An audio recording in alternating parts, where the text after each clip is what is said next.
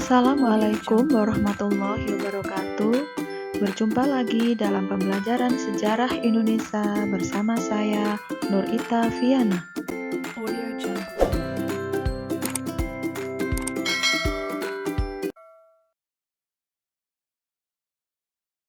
Pada pertemuan kali ini, yang kita bahas adalah mengenai jalur pelayaran bangsa Eropa di dunia yang pada akhirnya bisa sampai ke Nusantara.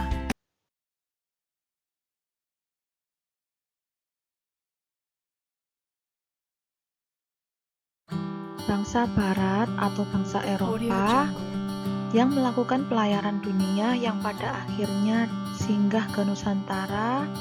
Yang pertama adalah bangsa Portugis, yang kedua bangsa Spanyol, yang ketiga bangsa Inggris, dan yang keempat bangsa Belanda. Baiklah anak-anakku, kita akan membahas beberapa tokoh Portugis yang melakukan pelayaran di beberapa benua. Yang pertama adalah Bartolomeu Dias, yang kedua Vasco da Gama, yang ketiga Alfonso de Albuquerque. Tokoh Spanyol yang akan kita bahas dan jelaskan jalur pelayarannya adalah yang pertama Christopher Columbus, yang kedua Ferdinand Magellan. Dua tokoh Inggris yang akan kita kupas tuntas jalur pelayarannya adalah yang pertama Francis Drake, yang kedua Thomas Cavendish. Ada 4 tokoh Belanda yang melakukan pelayaran ke beberapa benua yang akan kita bahas, yaitu yang pertama Willem Barent, yang kedua Cornelis de Houten, yang ketiga Jacob van Heemskerck, yang keempat Jacob van Eyck.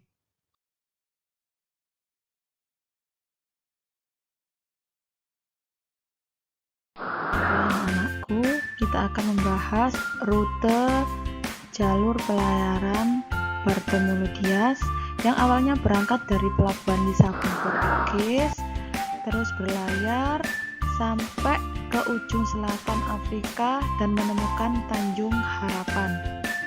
Dari Lisabon, Portugis juga Vasco da Gama mengikuti rute perjalanan Bartolomeu Dias dan juga sampai di Tanjung Harapan. Dari situ kemudian menelusuri pantai timur Afrika, kemudian belok ke Samudra Hindia hingga mendarat sampai di Calicut dan Goa, pantai barat India.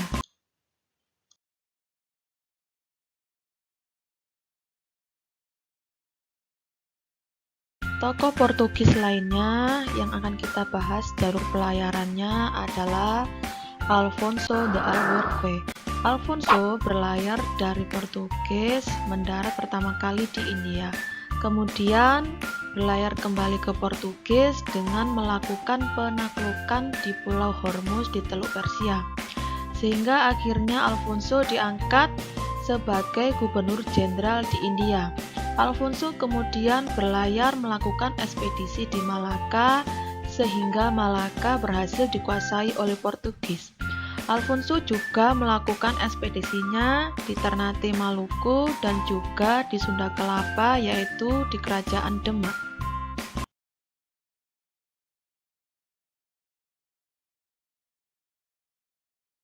Baiklah anak-anakku, kita akan membahas jalur pelayaran bangsa Inggris. Dua tokoh Inggris yang melakukan pelayaran mengikuti jalur pelayaran dari Vasco da Gama. Kedua tokoh ini adalah Francis Drake dan Thomas Cavendish. Francis Drake dan Thomas Cavendish berangkat dari Inggris menuju ke selatan sampai ke Tanjung Harapan. Kemudian berlayar ke sebelah timur menyusuri Samudra Hindia hingga sampai ke India. Kemudian melanjutkan perjalanannya lagi hingga sampai ke Indonesia.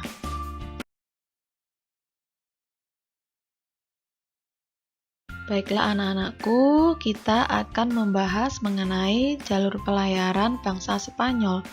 Tokoh yang pertama yang akan kita bahas adalah Christopher Columbus. Christopher Columbus berlayar dari Spanyol menuju Pulau Kanari yang letaknya di sebelah barat Afrika.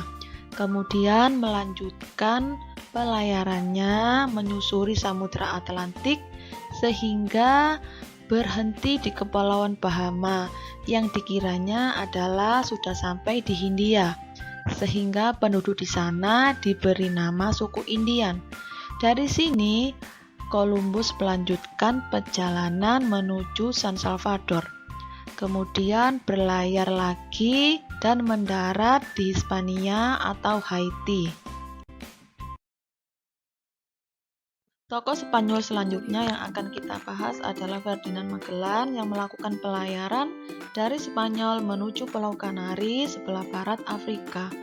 Kemudian Ferdinand Magellan menyusuri pantai timur Amerika Selatan hingga sampai di beberapa kota di Amerika Selatan hingga ke ujung Amerika Selatan, sehingga selat di sana diberi nama Selat Magellan.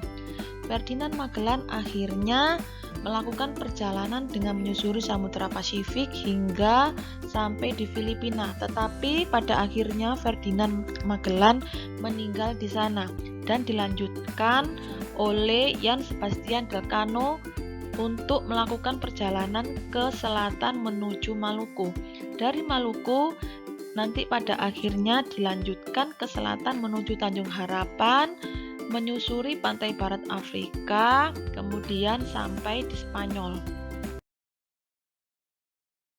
Baiklah anak-anakku, mari kita akan membahas jalur pelayaran Belanda. Tokoh Belanda yang pertama yang melakukan pelayaran adalah William Barent yang berlayar ke utara menuju kutub utara. William Barent mengalami kegagalan dan melanjutkan perjalanan kembali ke Belanda namun meninggal dalam perjalanan. Tokoh kedua yaitu Cornelis de Houtman. Cornelis de Houtman mengikuti alur pelayaran Portugis dari pesisir timur Afrika ke timur menuju Samudra Hindia hingga sampai di pelabuhan Banten. Kemudian de Houtman kembali ke Belanda karena de Houtman berambisi memonopoli perdagangan sehingga rakyat mulai membenci dan mengusirnya. Tokoh yang selanjutnya yaitu Jacob van Heemskerck. Sama seperti Cornelis de Houtman, Jacob van Heemskerck sampai di daerah Banten. Tokoh Belanda lainnya yang juga melakukan pelayaran adalah Jacob van Eyck. Jacob van Eyck melakukan pelayaran dari Belanda menuju Maluku sebagai pusat dari rempah-rempah. Jacob van Eyck diterima baik di Maluku karena pada saat itu Maluku sedang berkonflik dengan Portugis. Terima kasih telah menyaksikan cuplikan tayangan mengenai jalur pelayaran bangsa Barat. Sekian dulu, wassalamualaikum warahmatullahi wabarakatuh.